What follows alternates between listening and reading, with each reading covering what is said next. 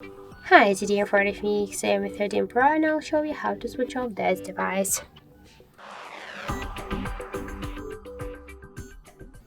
So just to do that, we should press the power key button for a few seconds. And now as you can see, the Google Assistant is activated and we should use the power key button and volume up button to use the power off menu.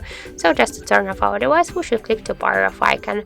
But if you want to use only the power key button to turn off your device, you should first open the settings and then scroll down to additional settings, then click to gestures and the gestures and shortcuts and click here launch Google Assistant section, turn off the switcher, and now just by press only to the power key we just successfully activated the power off menu. So click twice to power off icon and that's it. So thank you for watching, and if you find this video helpful, don't forget to leave a like, comment and to subscribe our channel.